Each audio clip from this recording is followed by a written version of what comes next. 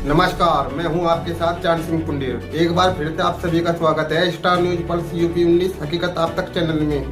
देश दुनिया राज्य की तमाम महत्वपूर्ण खबरों की जानकारी के साथ मात्र 10 मिनट में जानेंगे बड़ी खबर। पर उससे पहले अगर आप लोगों ने चैनल सब्सक्राइब नहीं किया है, आप चैनल सब्सक्राइब कर दीजिए।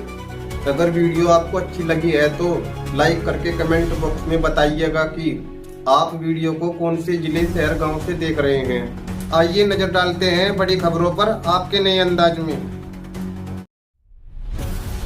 बीजेपी नेता संगीत सोम का बिहार चुनाव के बीच सियासी बवाल बुरखे पर दिया विवादित बयान।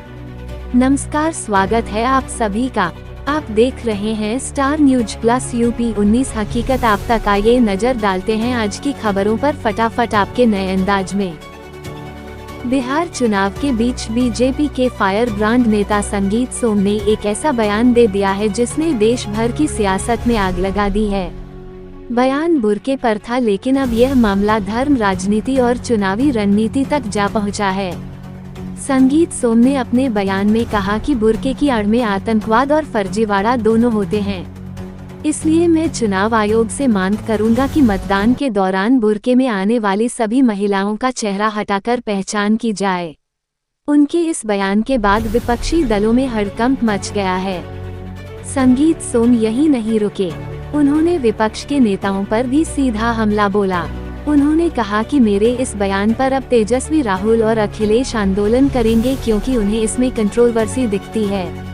संगीत सोम ने सवाल उठाया, एयरपोर्ट पर चेहरा दिखाते हैं, हज पर चेहरा दिखाते हैं, तो चुनाव के वक्त क्यों नहीं?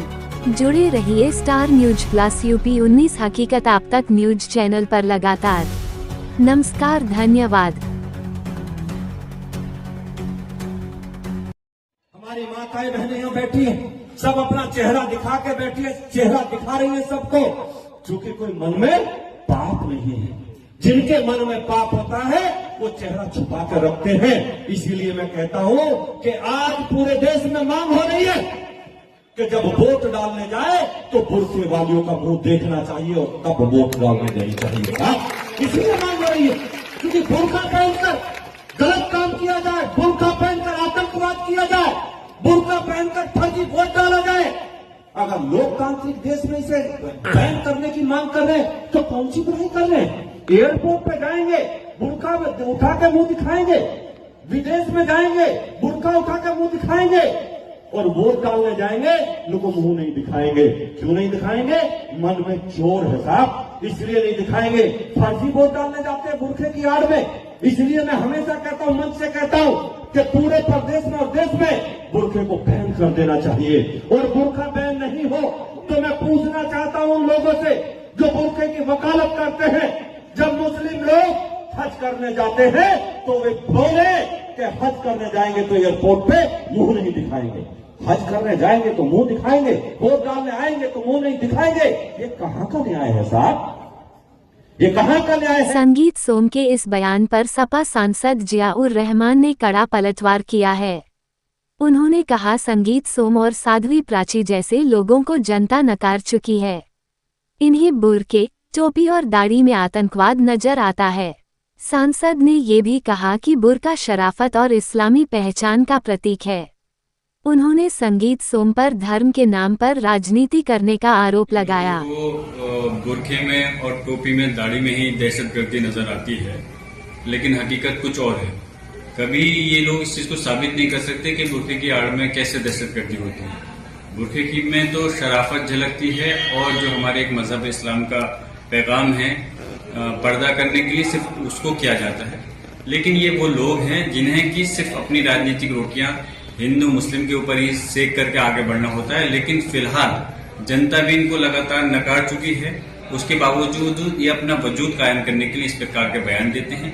लेकिन मुझे पता है ये इस तरीके की बयानबाजी से कामयाब नहीं हो सकते, और जो इस प्रकार की बयानबाजी है इनको समझना चाहिए। ये हमारा देश की खूबसूरती है कि यहाँ पे सभी धर्मों को लोग अपनी अपनी मर्जी से मानते हैं और रहते हैं, लेकिन ये उसकी आड़ में गलत जो एक लगातार बयानबाजी करते हैं, मैं उसकी कड़े शब्दों के अंदर निंदा करता हूं। साध्वी प्राची कल संभल आई थी, उन्होंने कहा है कि दंगे में जो नाबालिग बच्चे शामिल होते हैं उनकी नसबंदी कर देनी चाहिए, और दोबारा जो पकड़े जाएं दंगे में तो उनका इनकाउंटर कर देना चाहिए, और मुसलमानों का वोट देने का हक खत्म कर देना चाहिए। क्या कहना है आपका? अफसोस है कि इस स्तर का गिरा हुआ बयान दिया है, और वो भी हमारे आज़ाद मुल्क के अंदर जो इस प्रकार की बात कही गई है। मैं बहुत ज़्यादा इन अल्फाज की मजम्मत करता हूँ, निंदा करता हूँ, और बल्कि मैं ये मांग करता हूँ प्रदेश सरकार से कि इसमें तुरंत मुकदमा होना चाहिए और कार्रवाई होनी चाहिए, क्योंकि इनको शायद परिभाषा या तो ये सोची समझी साजिश के तहत जो एनकाउंटर होते हैं उसी को ये चाहते हैं कि वो चीज़ बढ़े।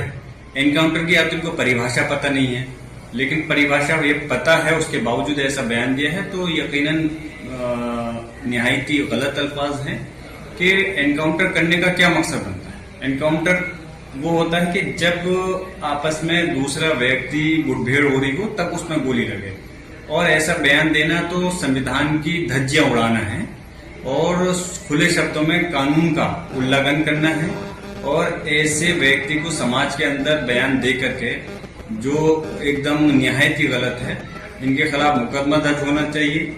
और रही बात, मैं तो कहता हूं कि अगर आप लोगों के अंदर हिम्मत है तो इसको खत्म, मुसलमानों के वोट के अधिकार को खत्म करके दिखाओ। नहीं कर सकते, क्योंकि इनकी राजनीति ही इसी चीज पर कायम है। हिंदू समाज के अंदर जो मुसलमानों का डर दिखा करके एक करने का प्रयास किया जाता है, राजनीति इसी चीज पर, फिर मुद्दों पर राजनीति रह जाएगी। और ये वोट का अधिकार किसी की जागीर नहीं है जो हमसे छीन लिया जाए, ये हमारा संवैधानिक अधिकार है। और इस प्रकार की बयानबाजी कर करके जो या तो किसी की बात को, अपने अल्फाज को अपने जुबान से कहा जा रहा है। बिहार चुनाव के बीच ये बयानबाजी सिर्फ राजनीतिक गर्मी नहीं बढ़ा रही, बल्कि समाज में नई बहस भी खड़ी कर रही है, जहां एक और सत्ताधारी पार्टी के नेता इसे सुरक्षा का मुद्दा बता रहे हैं, वहीं विपक्ष इसे धार्मिक ध्रुवीकरण का प्रयास करार दे रहा है।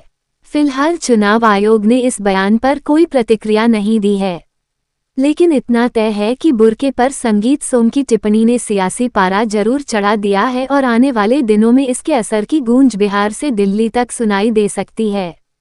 खबरों की तह तक जाने के लिए जुड़े रहिए स्टार न्यूज प्लस UP19 हकीकत आप तक चैनल के साथ। वीडियो को लाइक करें, शेयर करें और चैनल को सब्सक्राइब करना ना भूलें। नमस्कार, धन्यवाद।